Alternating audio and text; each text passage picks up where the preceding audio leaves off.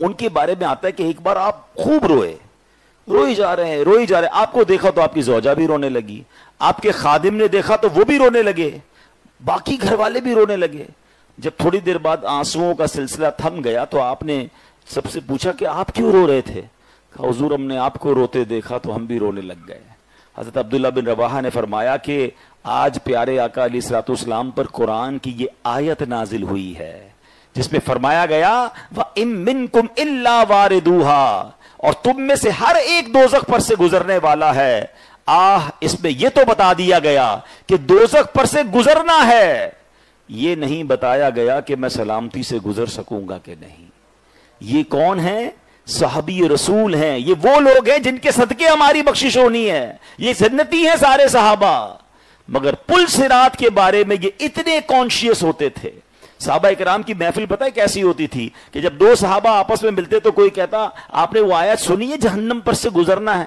وہ کہتے ہاں مجھے ملی ہے۔ تو کہا یہ بھی کسی نے بتایا آپ کو کہ سلامتی سے گزر جائیں گے؟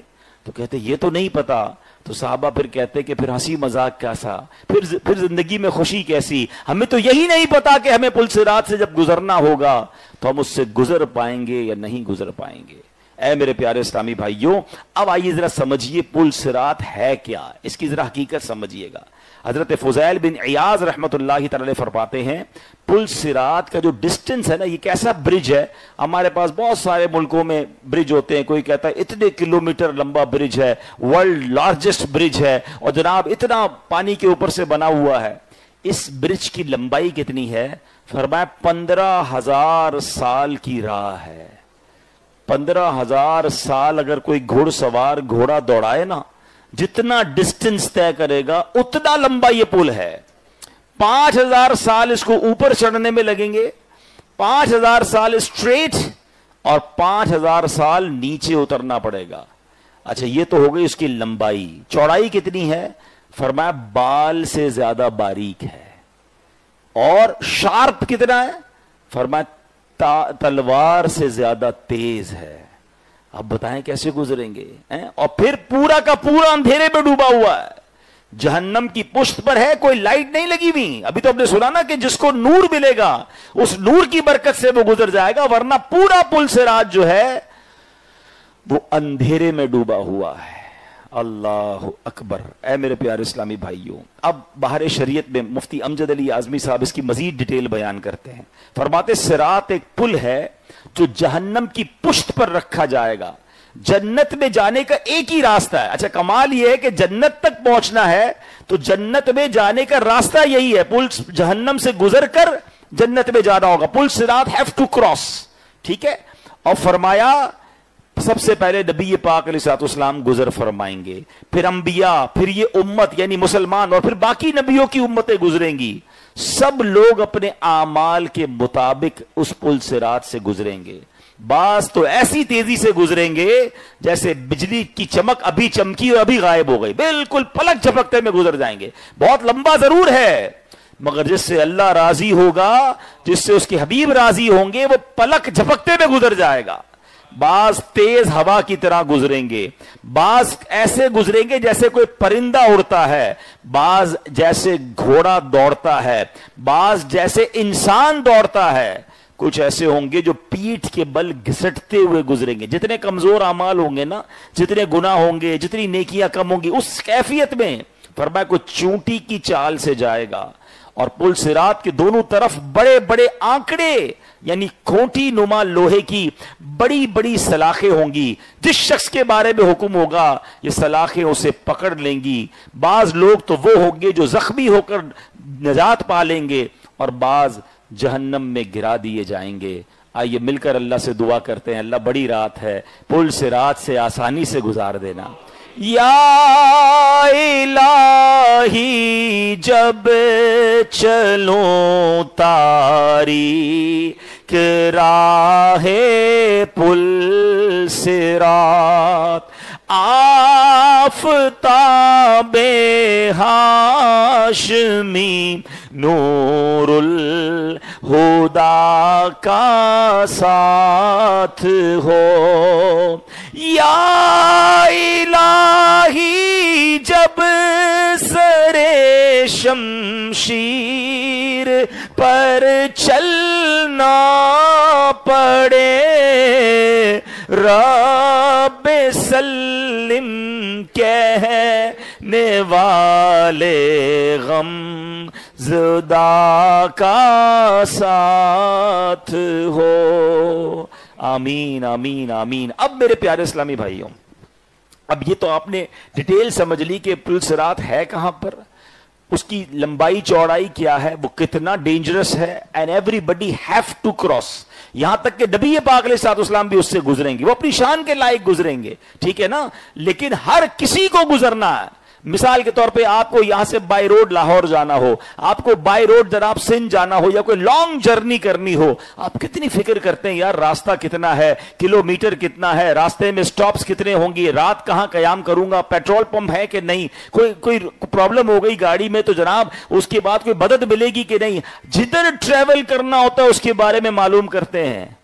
ایک پل ہے جس سے ہم سب کو گزرنا ہے، ہم میں سے کس نے اس کو ڈسکس کیا، ہم نے سے کس کو اس کے بارے میں معلومات کی کہ جناب اتنا مشکل پل ہے، ہم گزریں گے کیسے، کوئی آسان طریقہ بتائیں۔ ہمیں اس بات کا خیال ہی نہیں آتا، دنیا میں تھوڑی دیر کے لیے کہیں جانا ہو اس کی فکر ہوتی ہے، اور یہ وہ برج آف صراط ہے جس کو کراس کیے بغیر کوئی بھی جنت میں داخل نہیں ہوگا۔ تو آئیے آج میں آپ کو نبی پاک علیہ الصلوۃ والسلام کی یہ مہربانیاں ہیں کہ پیارے آقا علیہ الصلوۃ والسلام نے ہمیں یہ قیامت کے معاملات پہلے ہی بتا دیے کہ کیا کیا سوال ہوں گے، کیا کیا طریقہ ہوگا، کون گزر جائے گا، کون نہیں گزر سکے گا۔ تو آج پل صراط پر 7 یہ سمجھیے سوالات ہوں گے، اس کے بارے میں جاننا ہے۔ 7 قسم کے سوال ہر کسی سے ہوں گے، 7 مرحلے ہیں جو ان 7 سٹیپس کو کراس کر لے گا، یا یوں آسان لفظوں میں سمجھیے کہ جس کے 7 کوسچن کے آگے یس کا آنسر ہوتا چلا جائے گا وہ پل صراط سے آسانی سے گزر جائے گا۔ تو آج قرآن و حدیث کی روشنی میں یہ 7 چیزیں میں نے اور آپ نے چیک کرنی ہے۔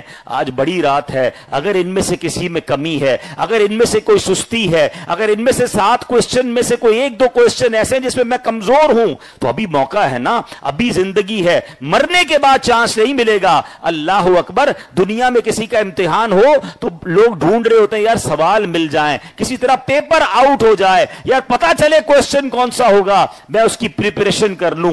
اللہ اکبر، میرے رب کی رحمت دیکھیں، ہمیں سوال پہلے سے بتا دیے گئے ہیں کہ دیکھو پل صراط پر یہ 7 سوالات ہیں، یہ 7 مرحلے ہیں، یہ تم سے پوچھا جائے گا، بی پریپیئر فار دیٹ۔ اس دن مت کہنا مجھے کسی نے بتایا نہیں تھا۔ تو آج اس نیت کے ساتھ یہ بیان اور یہ موضوع ہم نے شامل کیا کہ اللہ کرے میں بھی اس کی تیاری کر لوں، آپ بھی اس کی تیاری کر لیں، اور آئیے اس سے اچھی کون سی رات ہوگی کہ آج ہی ہم اچھی نیت کر لیں کہ انشاءاللہ آج سے آخرت بہتر کرنے کی ہم تیاری شروع کر رہے ہیں انشاءاللہ۔ اب آئیے پہلا مرحلہ، فرسٹ سٹیج کیا ہوگا؟ قرآن کہتا ہے وَقِفُوهُمْ إِنَّهُمْ مَسْئُولُونَ، اور انہیں ٹھہراؤ، بے شک ان سے پوچھ گچھ کی جائے گی۔ پل صراط گزرنے سے پہلے there are few questions وہ پوچھے جائیں گے۔ سب سے پہلا سوال نماز کے بارے میں کیا جائے گا، جس کی نمازیں پوری ہوں گی وہ پل صراط سے پار لگ جائے گا، ورنہ ہلاک ہو جائے گا۔ آج کیا حال ہے ہماری نمازوں کا؟ بہت اچھا مسجدوں میں نمازیں چل رہی ہیں۔ میں جب یہ تیاری کر رہا تھا بیان کی، میں نے کہا میں بات کروں گا، اپنی دل کی بات کروں گا کہ جب آپ نے ایک پورا مہینہ نمازیں پڑھ لی ہیں تو رمضان کے بعد کیا ہو جاتا ہے؟ کیوں نمازیں قضا کرتے ہیں؟ اچھا پھر کچھ لوگ فخریہ کہتے ہیں میں دن کی 2 نمازیں پڑھتا ہوں، میں 3 پڑھتا ہوں، مجھ سے 1 پڑھی جاتی ہے۔ خدا کا خوف کرو، آپ 2 پڑھ رہے ہو تو 3 نہیں پڑھ رہے، اس کی توبہ کریں۔ 1 نماز قضا کرنا کتنا بڑا عذاب ہے۔ اللہ اکبر، اللہ پاک قرآن مجید میں ارشاد فرماتا ہے فَخَلَفَ مِن بَعْدِهِمْ خَلْفٌ أَضَاعُوا الصَّلَاةَ وَاتَّبَعُوا الشَّهَوَاتِ فَسَوْفَ يَلْقَوْنَ غَيًّا، تو ان کے بعد وہ نالائق لوگ ان کی جگہ آئے جنہوں نے نمازوں کو ضائع کیا اور اپنی خواہشوں کی پیروی کی، تو ان قریب وہ جہنم کی خوفناک وادی غی سے جا ملیں گے۔ اور یہ غی وادی کیا ہے؟ قرآن کہہ رہا ہے۔ حضرت مفتی امجد اعظمی فرماتے ہیں غی جہنم میں ایک وادی ہے جس کی گرمی اور گہرائی سب سے زیادہ ہے، اس میں کنواں ہے جس کا نام ہب ہے۔ جب جہنم کی آگ بجھنے پر آتی ہے تو اللہ پاک اس کنویں کو کھول دیتا ہے جس سے وہ دوبارہ پہلے کی طرح بھڑکنے لگ جاتی ہے۔ مجھے اور آپ کو کسی گہرے کنویں میں دنیا میں کوئی ڈال دے نا, ہماری جان نکل جائے, وہ تو جہنم کا کنواں ہے. اور یہ نماز بے سستی کرنے والے, نماز قضا کرنے والوں کے ساتھ ہوگا. خدا را میرے پیارے اسلامی بھائی, ہمیں تو شاندار پریکٹس ہو گئی ہے نماز پڑھنے کی, ایسا کیوں دور چلے جاتے ہیں؟ یعنی مجھے افسوس پتہ ہے کیا ہوتا ہے, ابھی دن گزرتے جا رہے ہیں, رمضان اینڈ پہ جا رہا ہے, تو ایک دل پر عجیب سی کیفیت آ رہی ہے کہ یہ رونقیں, یہ بہاریں, یہ ایک ایک کر کے سب کیوں ختم ہو جاتی ہیں. الحمدللہ ہم نے دیکھا ہے کہ رمضان میں کئی ایسے لوگ آتے ہیں جو پھر پکے ہو جاتے ہیں. ماشاءاللہ رمضان ان کے لیے ٹرننگ پوائنٹ بنتا ہے. بیوٹیفل, ایسا ہی ہونا چاہیے کہ ہمیں رمضان میں مسجد آنے کی عادت لگ گئی, نمازیں پڑھنے کی شوق بڑھا, اب ہم پکے ہو جائیں نا, جو غلطیاں ہوئی اس سے معافی مانگیں, نہ کہ دوبارہ ایسا کریں. ہم کہتے نہیں ہیں مگر انڈیلیبریٹلی ہم یہ پیغام نہیں دے رہے ہوتے. ذرا سوچئے گا, جملہ میرا سخت ہے کہ یا اللہ جب تک شیطان بند تھا ہم شیطان کی مانیں گے, اور جب شیطان کھل جائے گا تو پھر, جب تک شیطان بند تھا ہم تیری مانیں گے, اور جب شیطان رہا ہو جائے گا تو ہم تیری نہیں پھر شیطان کی مانیں گے. ایسا ہوتا نہیں ہے. رمضان میں اگر مثال کے طور پہ 29ویں کا روزہ ہو, مغرب کی نماز میں مسجد میں نمازی ہوں, اور عشاء سے پہلے اعلان ہو جائے کہ جناب عید کا چاند نظر آ گیا ہے, عشاء میں کتنے نمازی آتے ہیں, مسجدیں خالی ہو جاتی ہیں, یعنی پہلی نماز میں ہی نہیں آتے. ایسا کیا ہو گیا؟ عید کی نماز واجب ہے. ذرا میرے ساتھ مل کر دہرائیے گا, عید کی نماز کیا ہے؟ واجب. پوری روڈیں بھر جاتی ہیں, مسجدوں میں میدان بھر جاتے ہیں, اتنے لوگ نماز پڑھتے ہیں. مگر عید کے دن فجر کی نماز کیا ہے؟ کیا ہے؟ فرض. فرض زیادہ ضروری یا واجب زیادہ ضروری؟ حالانکہ واجب بھی پڑھنا ہے, لیکن کتنے لوگ ہیں جن کی عید کے دن فجر قضا ہو جاتی ہے, ان کو فکر ہی نہیں ہے, ان کو عید کی نماز کی فکر ہے. کیا ہو جاتا ہے ہمیں؟ خدا را پہلے دن ہی آپ اللہ کو ناراض کر رہے ہیں. اس بار یہ نیت کیجئے, کیونکہ پل صراط سے گزرنے سے پہلے پہلا سوال نماز کا ہوگا. آج سارے بھائی نیت کریں, 27ویں شب ہے, جو دنیا بھر میں مجھے لائیو سن رہے ہیں, tonight is the best night for the best intention. ارے اس سے اچھی رات کون سی ہوگی اللہ کی بارگاہ میں نیت کرنے کی اور وعدہ کرنے کی کہ پکی نیت کریں کہ آج کے بعد کوئی نماز قضا نہیں ہوگی انشاءاللہ. آپ ہمت تو کریں نا بھائی, جب لاکھوں کروڑوں مسلمان 5 وقت نماز پڑھ سکتے تو میں کیوں نہیں پڑھ سکتا؟ اچھا میں بھی رمضان میں پڑھ سکتا ہوں, اس کے بعد کیوں نہیں پڑھ سکتا؟ یا تو میں نے, اللہ معاف کرے, ایسے بھی ہوں گے بیچارے جنہوں نے رمضان میں بھی نہیں پڑھی ہوگی, مگر میں تو ان سے بات کر رہا ہوں جو رمضان میں نمازی تھے. کیوں رمضان کے بعد چھوڑ کر چلے جاتے ہیں؟ تو اب انشاءاللہ رمضان چلا جائے گا, ہم نمازوں سے نہیں جائیں گے انشاءاللہ. اچھا اب آگے چلتے ہیں. اچھا جو پکا نمازی ہوتا ہے نا, اس کو ملتا کیا ہے؟ سنو, ریوارڈ. سبحان اللہ, حدیث پاک میں آتا ہے جو نماز کی پابندی کرے گا اللہ کریم 5 باتوں کے ساتھ اس کی عزت افزائی فرمائے گا. نمبر 1, اس سے تنگی اور قبر کا عذاب دور فرمائے گا. اس کا نامہ اعمال اس کے دائیں ہاتھ میں دے گا, وہ پل صراط سے بجلی کی طرح گزر جائے گا اور جنت میں بغیر حساب داخل ہو جائے گا. اے نمازیوں تمہیں مبارک ہو, اے نمازیوں تمہیں مبارک ہو. اللہ کرے کہ میں ایسا نمازی بن جاؤں کہ نماز نہ پڑھوں تو مجھے چین نہ آئے. اور ایسے ہیں نمازی الحمدللہ جو 5 وقت کے پکے نمازی ہیں نا, یعنی تصور ہی نہیں ہے, ان کی ڈکشنری میں ہے ہی نہیں کہ نماز قضا ہو سکتی ہے. وہ کھانا نہیں کھائیں گے لیکن نماز پہلے پڑھیں گے. یعنی نماز نہ پڑھیں, اللہ کی رحمت سے جو 5 وقت کے نمازی پکے بن جاتے ہیں, ان کی باڈی نماز کے ساتھ ایسی انوالو ہو جاتی ہے کہ اگر کبھی نماز جماعت چھوٹ جائے تو اندر سے ریکال آتا ہے کہ ظہر نہیں پڑھی ہے, ابھی تک عصر باقی ہے, ابھی عشاء پڑھنی باقی ہے, فجر کسی صورت ان کی قضا نہیں ہوگی, وہ الارم رکھیں گے. مجھے تو یہ سمجھ نہیں آتا, لوگ یہ بہانہ بناتے ہیں کہ جناب فجر میں آنکھ نہیں کھلتی ہے, باقی تو میں 4 پڑھ لیتا ہوں. جناب والا, کبھی آپ کی ارلی مارننگ فلائٹ ہو, کبھی ایسا ہوا کہ آپ کی فلائٹ مس ہو گئی ہو کہ یار آنکھ نہیں کھلی, ٹرین ہو تو ٹرین مس ہو گئی ہو, کوئی ضروری انٹرویو ہو کسی ایمبیسی میں اور آپ کا یار انٹرویو کی ڈیٹ نکل گئی, آج میں اٹھا نہیں, سب چیزوں میں پہنچ جاتا ہوں ٹائم پہ, الارم رکھوں گا اور 2 لوگوں کو بھی بتاؤں گا, گھر والوں کو بھی کہوں گا نہیں مجھے اٹھائیے گا بھائی فلائٹ نکل جائے گی, 3 گھنٹے 4 گھنٹے پہلے ایئرپورٹ پہنچ جاتے ہیں. اس کا مطلب پتہ ہے کیا ہوا؟ کہ ان تمام چیزوں کی پریورٹی ہے آپ کی زندگی میں, نہیں ہے تو نماز کی پریورٹی نہیں ہے. ایسے کیسے مس ہو جاتی ہے؟ اسکول مس نہیں ہوتی, کالج مس نہیں ہوتی ہے, تمام چیزیں پوری ہو رہی ہیں. ہمارا پہلا الارم ہی نماز کا نہیں ہے نا, 8 بجے اٹھنے کا ہے کہ بھائی اسکول جانا ہے, بینک جانا ہے, جاب پہ جانا ہے. یعنی ہر صبح وہ کیسا مسلمان ہے کہ ابھی اٹھتا نہیں ہے اس سے پہلے رب کو ناراض کر چکا ہوتا ہے. مبارک ہو وہ مسلمان کو کہ جو صبح ہوتی ہے سب سے پہلے اٹھ کر اپنے رب کو راضی کر کے سجدہ کرتا ہے. تو بس نیت کر لیں انشاءاللہ آج کے بعد نماز قضا نہیں ہوگی. دوسرا سوال, پل صراط پر کیا ہوگا؟ اللہ اکبر. فرمایا کہ امانت دار ہونا ضروری ہے. پل صراط سے کون گزرے گا؟ کہ امانت دار ہوگا. امانت کے متعلق سوال یہ ہوگا کہ اگر وہ امانت دار ہے تو وہ نکل جائے گا پل صراط سے, ورنہ جہنم میں جائے گا. اللہ اکبر. اب کتنا برا حال ہے امانت کے بارے میں. یعنی ہم, اچھا میں آپ کو ایک بات کہوں گا, آپ سب جواب دیں گے. نبی پاک علیہ الصلوۃ والسلام نے جب مکہ پاک میں اعلان نبوت فرمانے سے پہلے کوہ صفا پر کھڑے ہو کر ایک خطبہ دیا تھا اور فرمایا تھا بتاؤ اے لوگوں میں کون ہوں. تو لوگوں نے کیا جواب دیا تھا؟ آپ امین ہیں اور آپ صادق ہیں, آپ سچے ہیں اور امانت دار ہیں. یعنی غیر مسلم بھی میرے آقا کی امانت داری کے قائل تھے, اور آج میں ان کا امتی ہوں. اور حال یہ ہے لوگوں کا کہ ان کو پیسے دیتے ہوئے ڈر لگ رہا ہوتا ہے, ان کو مال دیتے ہوئے ڈر لگ رہا ہوتا ہے, ان کی بات پر یقین ہی نہیں آتا کہ یار یہ دیں گے کہ واپس آئے گا نہیں آئے گا. یعنی خدا کی قسم اگر ہم سب اپنے بارے میں سوچ لیں کہ مجھے کوئی رقم دے, مجھے کوئی چیز رکھوائے, یا مجھے کوئی کاروبار میں کوئی سودا بیچے اور اس کو یہ فکر ہو رہی ہے نا کہ یار پیسے ملیں گے نہیں ملیں گے, مجھ سے برا آدمی کوئی نہیں ہے. یعنی پھر میں کیسا امتی ہوں یار. یعنی مجھے دے کر تو بندہ کہے یار آنکھیں بند کر لو, یہ سرکار کا ایسا امتی ہے تمہاری امانت پوری وقت پر لوٹائے گا. اور یہی اللہ والوں کا طریقہ ہے. اے میرے پیارے اسلامی بھائیوں, ہر مسلمان پر امانت داری واجب ہے, جبکہ خیانت کرنا یعنی کسی نے امانت رکھوائی اور بغیر اس کی اجازت سے اس امانت میں تصرف کرنا, اپنے استعمال میں لانا یا پوری طرح حفاظت نہ کرنا حرام اور جہنم میں لے جانے والا کام ہے. اللہ قرآن میں ارشاد فرماتا ہے یا ایھا الذین آمنوا لا تخونوا اللہ والرسول وتخونوا اماناتکم وانتم تعلمون.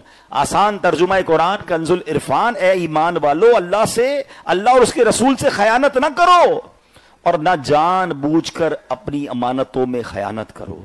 اچھا اب یہاں پر امانت کی بہت ساری قسمیں. اب نارملی یہ تو سمجھتے ہیں کہ یار کسی نے سامان رکھوایا, پیسے رکھوائے, کوئی چیز رکھوائی, ٹائم پہ لوٹا دی, بالکل یہ بھی امانت ہے. لیکن اور بھی بہت ساری چیزیں امانت ہیں. اب ذرا سنتے جائیے گا. اب کسی نے آپ سے راز کی بات کہی اور کہا کہ کسی کو بتانا نہیں, یہ امانت ہے, اور اب آپ نے کسی کو بتا دی, یہ بھی آپ نے خیانت کی. ہو سکتا ہے کسی کا راز ظاہر کرنے پر پل صراط پر روک لیا جائے. کسی طرح آپ کو کسی نے مزدور رکھ کر کوئی کام دیا اور قصدن جانتے بوجھتے اس کا کام بگاڑ دیا, یا کام کم کیا اور پیسے پورے لے لیے, یہ بھی امانت میں خیانت ہے. حاکم ہیں جو سربراہ ہوتے ہیں یا ذرا عہدیدار ہوتے ہیں یا جناب جو حکومت میں ہوتے ہیں, اپنی رعایا کی نگرانی کرے, عدل و انصاف رکھے, اگر اپنے عہدے کی ذمہ داری کو پورا نہ کیا تو یہ بھی خیانت ہوگی.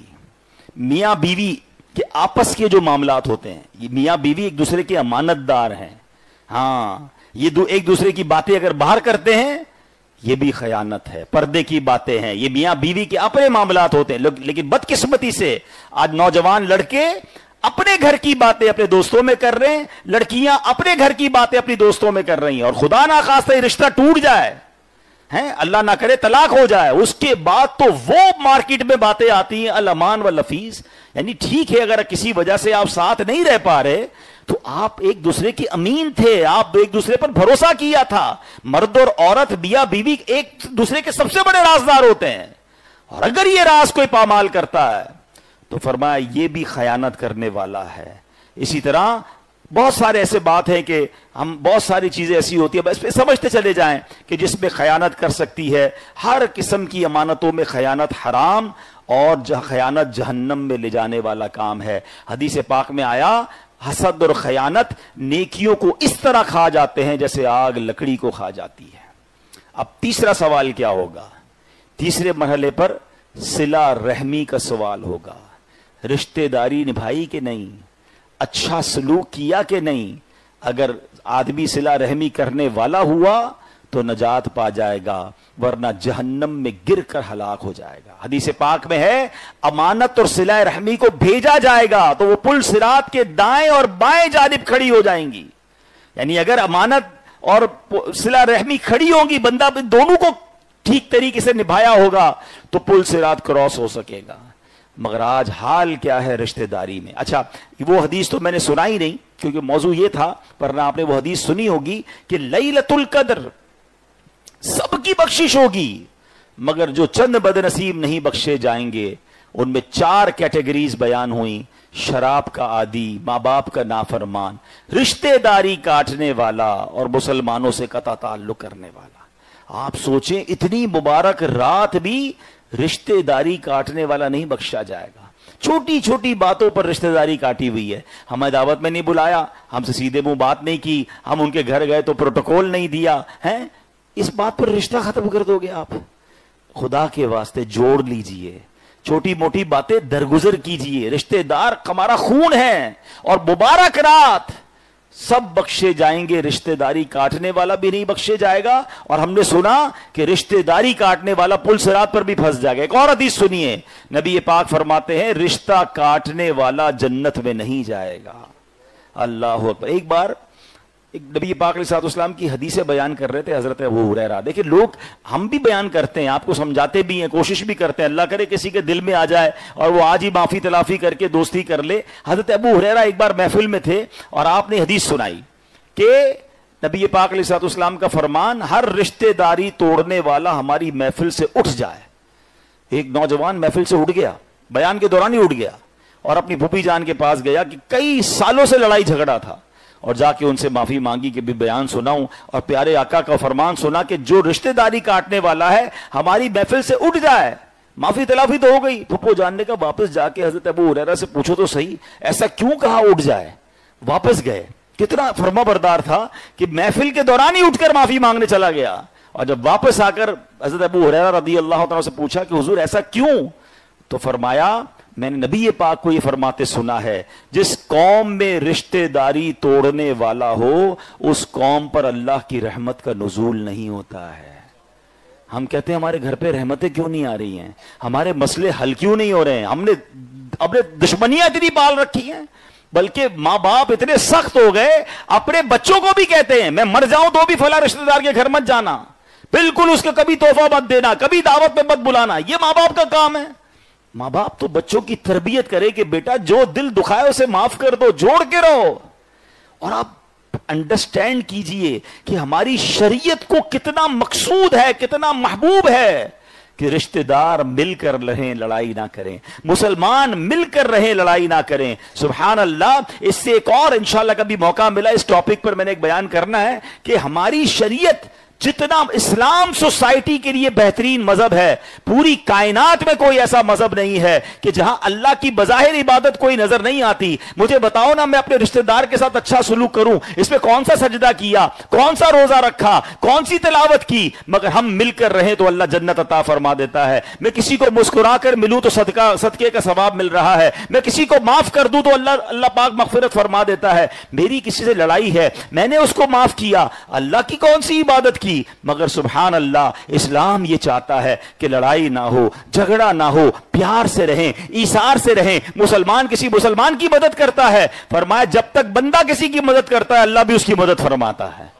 تو میں کسی کی ہیلپ کر رہا ہوں, اس میں عبادت کون سی ہے, بظاہر کون سی عبادت ہے, لیکن اگر اس کا کرنچ دیکھیں, اس کے پیچھے اس کی لاجک سمجھیں, اللہ اکبر, یہ اسلام کو پسند ہے کہ دنیا میں سوسائٹی میں جو لوگ آپس میں رہیں ایک دوسرے کا ہاتھ پکڑنے والے ہوں, لڑنے والے نہ ہوں, بدلہ لینے والے نہ ہوں, انتقام لینے والے نہ ہوں, معاف کرنے والے ہوں. بیٹے ماں باپ کا ادب کریں, باپ بچوں پہ شفقت کرے, پڑوس کا خیال رکھیں, رشتہ داروں کو خیال رکھیں. ان ساری نیکیوں میں لاجیکلی تو اللہ کی کوئی عبادت نظر نہیں آ رہی ہے, مگر کہیں مغفرت کے وعدے ہیں, کہیں جناب ثواب کے خزانے ہیں. تو پتہ یہ چل رہا ہے کہ اسلام یہ ریکوائرڈ کرتا ہے, اسلام اس سوسائٹی کو بہترین طریقے سے رہنے کا درس دیتا ہے. صرف پرابلم یہ ہے بدقسمتی سے لوگ اسلام سے دور ہیں, اس لیے اسلام کو کرٹیسائز کرتے ہیں. آج کل جناب لبرلزم کا دور ہے, سوشل میڈیا پر بیٹھ کر دوسرے ملکوں میں یا دوسری قوموں کی تعریفیں کی جا رہی ہیں کہ حقوق العباد کا خیال وہاں دیکھیں, انسانیت کا دیکھیں, دیکھے کتنا خیال ہے، شاید انہوں نے اسلام کو پڑھا نہیں ہے، نبی پاک کی حدیثیں اور قرآن پڑھا نہیں ہے، ورنہ جتنا سبحان اللہ انسان تو جانوروں کے، اسلام تو جانوروں کے حقوق بھی بیان کرتا ہے، کاش ہم اسلام کو پڑھنے والے اور پھر اس پر عمل کرنے والے بن جائیں۔ آگے چلتے ہیں، نبی پاک علیہ الصلوۃ والسلام، اب یہ چوتھا مرحلہ کیا ہے؟ فورتھ کوسچن، چوتھے مرحلے پر والدین سے متعلق سوال ہوگا، رشتہ داروں سے متعلق سوال ہو گیا۔ اب فرمایا اگر بندے نے نیک والدین کے ساتھ اچھا سلوک کیا ہوگا تو پل صراط پار ہو جائے گا، اور اگر والدین ناراض ہوئے تو پل صراط پر مارا جائے گا۔ اے میرے پیارے اسلامی بھائی، حدیث پاک میں ہے 3 شخص جنت میں نہیں جائیں گے، ماں باپ کا نافرمان، دیوس یعنی گھر والوں پر غیرت نہ کھانے والا، اور نمبر 3 مردوں کی وضع بنانے والی عورت۔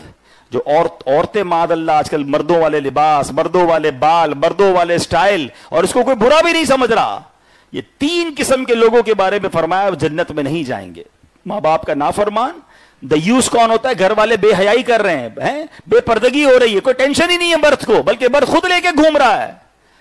اللہ اکبر، ایسے مرد کو بھی جنت میں داخلہ نہیں ملے۔ غیرت مند ہونا چاہیے، ہماری گھر کی خواتین با پردہ ہونی چاہیے، ان کی بے پردگی پر ہمیں دکھ ہونا چاہیے، ہمیں فکر ہونی چاہیے۔ ہم اس خاتون جنت بی بی فاطمہ رضی اللہ تعالیٰ عنہ کے ماننے والے ہیں کہ اسی پل صراط سے جب خاتون جنت کی سواری نکلے گی تو اعلان ہوگا، اہل محشر اپنی آنکھیں نیچی کر لیں، خاتون جنت کی سواری گزرنے والی ہے۔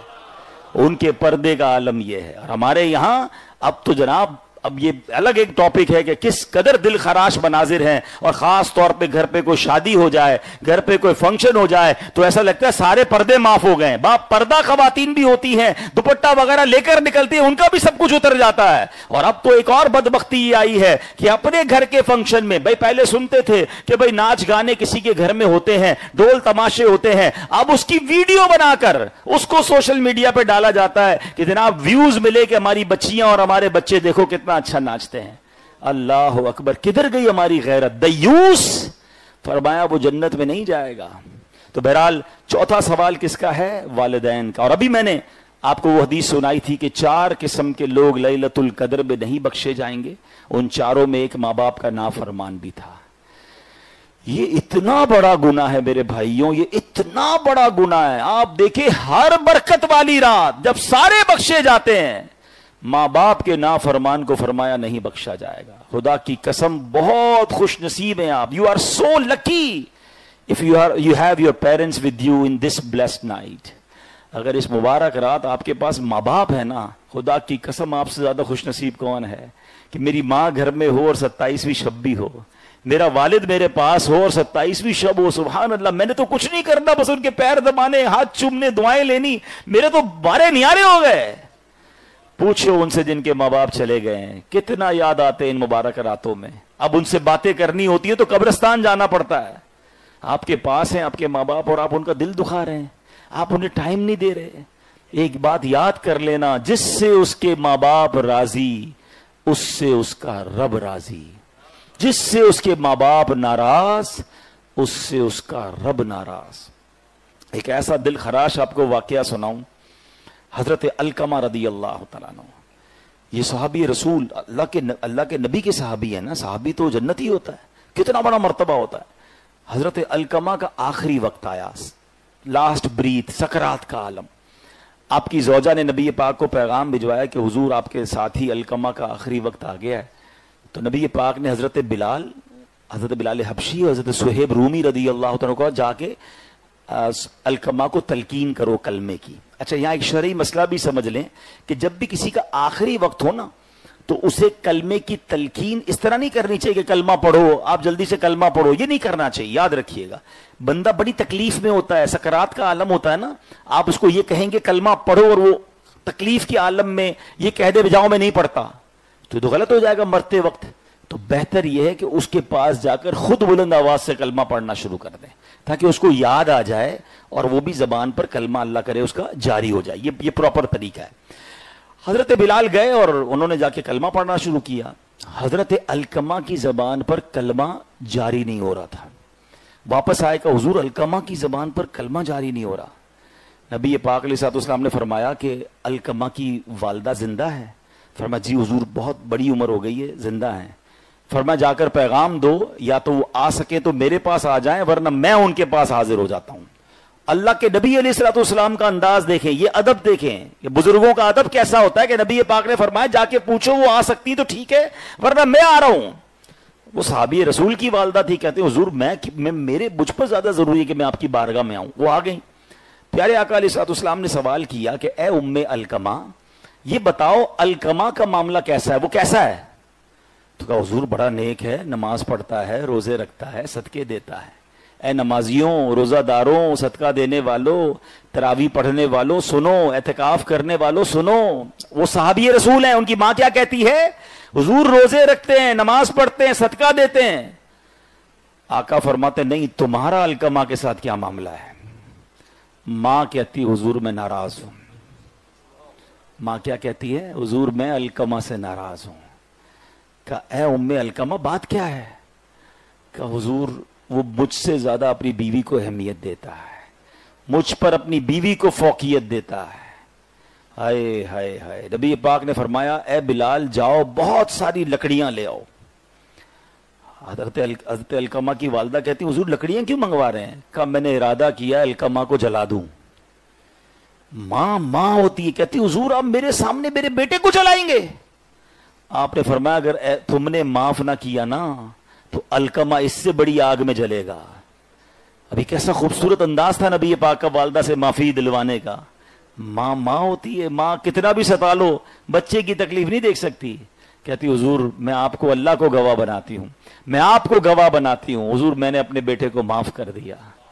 نبی پاک نے پھر بھیجا حضرت بلال کو، بلال جاؤ دیکھو القمہ کی زبان پر کلمہ جاری ہوتا ہے کہ نہیں. حضرت بلال کمرے میں داخل ہوتے ہیں، حضرت القمہ کی زبان پر کلمہ جاری ہو جاتا ہے. ماں باپ کو ستانا نہیں، کہیں ایسا نہ ہو مرتے وقت کلمہ نہ آئے زبان پر. یہ اتنا شدید گناہ ہے، یہ اتنا شدید گناہ ہے، اندازہ ہی نہیں ہے لوگوں کو. اللہ کریم نے جب جہاں جہاں اپنی عبادت کا فرمایا اکثر جگہوں پر اس کے ساتھ والدین کے ساتھ بہترین سلوک کا فرمایا. اور اللہ نے سخت وعیدیں، سخت عذاب نازل فرمانے کا حکم قرآن اور حدیث میں موجود ہے ماں باپ کو ستانے والوں کو.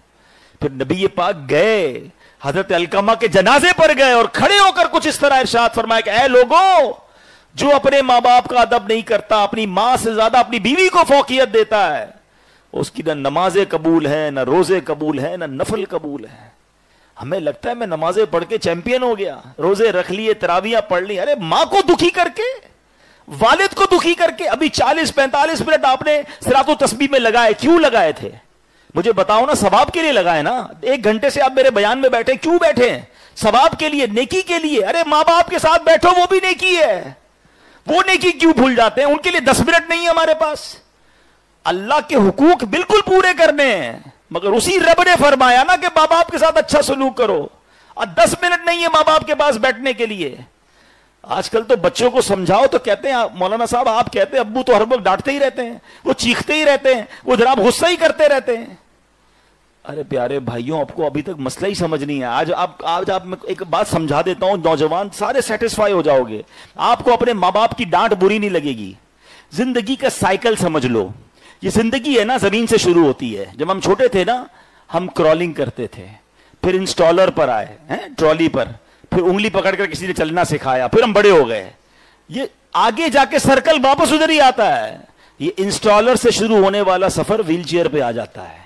بزرگ لوگ کرسیوں پہ آ جاتے ہیں، پھر ان کو بھی کسی کے سہارے کی ضرورت ہوتی ہے. بس یہ امیجن کر لو کہ اگر میرے گھر میں 5 سال کا بچہ ہے اور 60 سال کا بوڑھا ہے، یہ دونوں برابر ہیں. جب آپ کو 5 سال کے بچے کی ضد بری نہیں لگتی، جب آپ کو 5 سال کے بچے کی ڈانٹ بری نہیں لگتی، بلکہ 5-6 سال کے بچے کو تو آپ بار بار ایک ہی چیز پوچھتے ہو، بیٹا وہ والی پویم سناؤ، ذرا وہ والا جملہ واپس بولو، وہ کہتا ہے آپ مسکراتے ہیں. وہ 100 بار کہتا ہے آپ کو اچھا لگتا ہے. بوڑھا باپ ایک ہی بات 3 بار ریپیٹ کر دے، بچے کہتے بار بار ایک ہی بات کیوں کرتے ہو. آج کے دور میں ایک اور بات سمجھ لو. آج والدین کے ساتھ اگر کسی کو والدین کی خدمت کا موقع ملا ہے نا بڑھاپے میں، یو آر سو لکی. خدا کی قسم کئی والدین تو ایسے تھے جنہوں نے ہمیں خدمت کا موقع ہی نہیں دیا. ہماری ہی خدمت کرتے کرتے، ہم پر پیسے خرچ کرتے کرتے ہی چلے گئے. ارے جب ہم بڑے ہوئے کہ ہم نے کچھ خرچ کرنا ہے, ہم نے کچھ خدمت کرنی, ہماری تو باری ہی نہیں آنے دی انہوں نے. اور جس کو ماں باپ ملے ہیں بستر پر, جس کو ماں باپ ملے ہیں بیمار, جس کو ماں باپ ملے ہیں بزرگ, تمہارے وارے نیارے ہو گئے, تمہاری لاٹری لگ گئی ہے. وہ حدیث سنی ہے نا, اللہ کے نبی علیہ الصلوۃ والسلام فرماتے کہ جو بچہ اپنے والدین کو محبت کی نگاہ سے دیکھے اللہ حج مبرور کا ثواب عطا فرماتا ہے.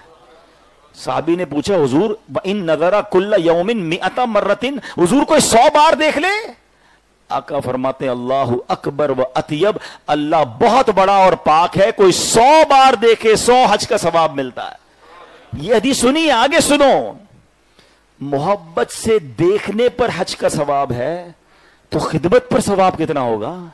صرف دیکھنے پر حج تھی نا, پیر دبانے پر کتنا ثواب ہوگا, پیسے خرچ کرنے پر کتنا ثواب ہوگا, کھانا کھلانے پر کتنا ثواب ہوگا, میڈیکل اسٹور پہ دوائی لے جانے کے لیے کتنا ثواب ہوگا, ان کی ویل چیئر چلانے پر کتنا ثواب ہوگا. تو سوچو تو صحیح, لاٹری ہے. تمہارے تو وارے نیارے آ گئے. اب پیسے خرچ کرتے ہوئے آج کا بچہ کیا کہتا ہے؟ ابو یہ میرے ہیں آپ کے نہیں ہیں. ارے زبان لٹک نہیں جاتی؟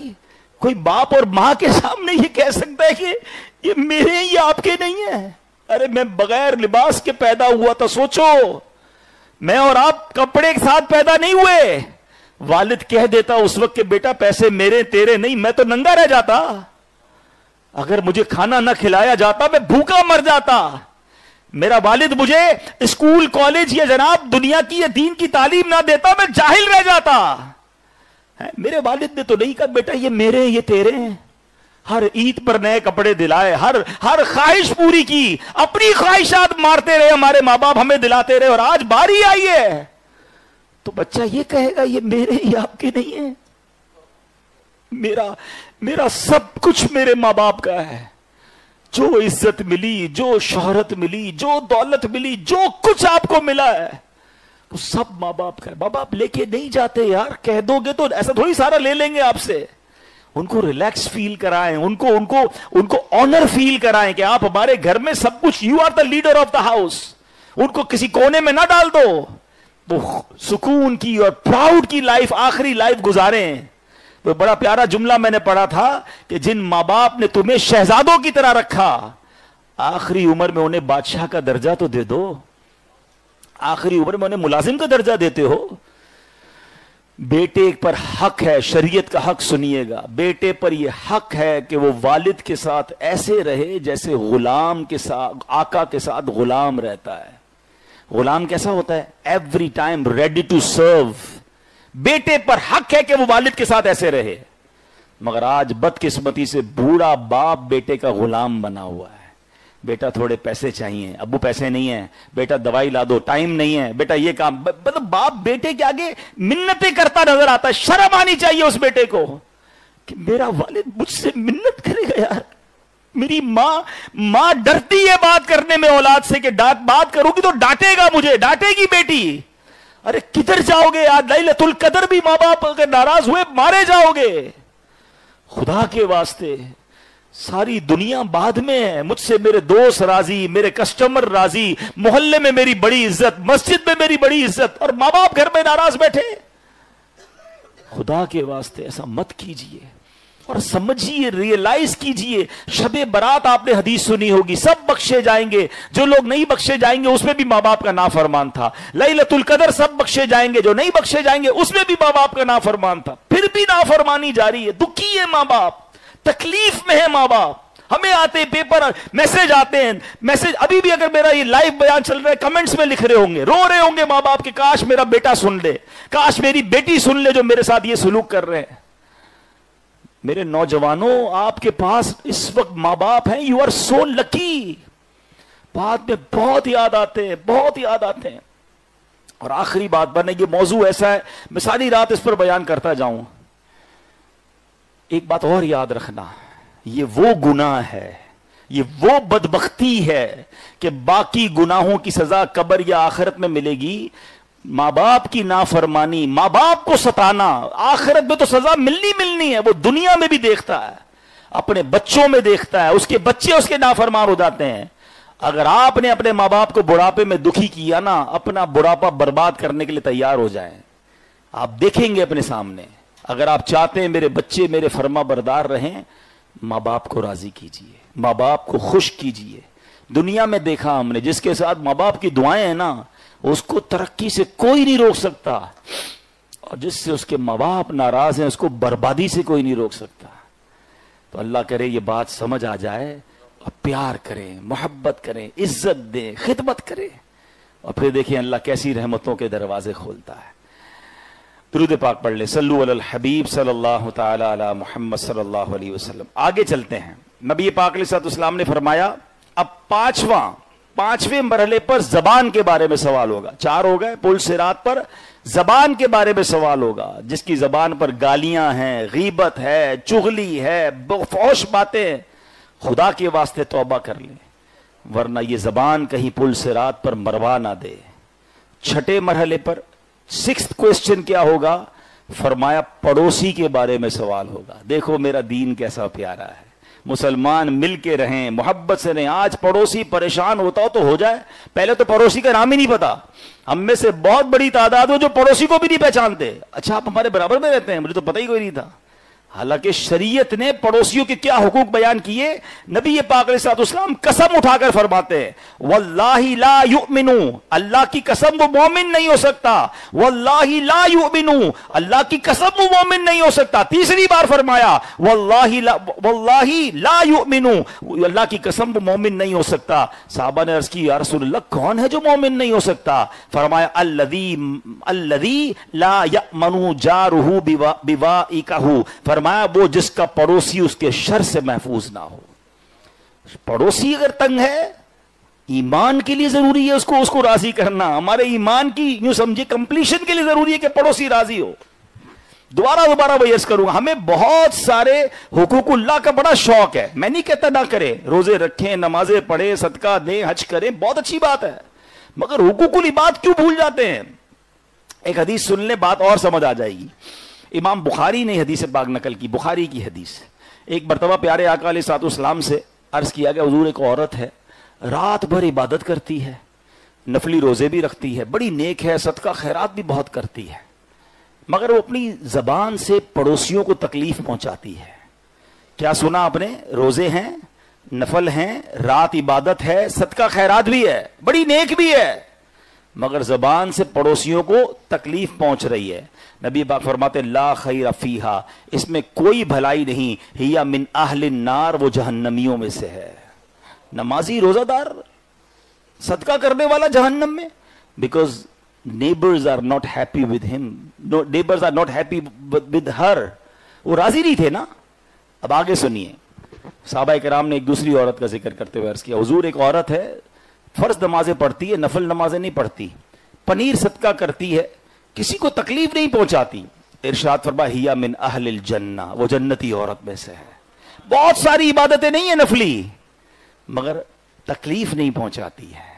تو یہ بات سمجھ لیجئے کہ اگر لوگ ناراض ہیں نا تو پل صراط پہ روکا جا سکتا ہے۔ پڑوسیوں کے ساتھ اچھا سلوک کیجئے۔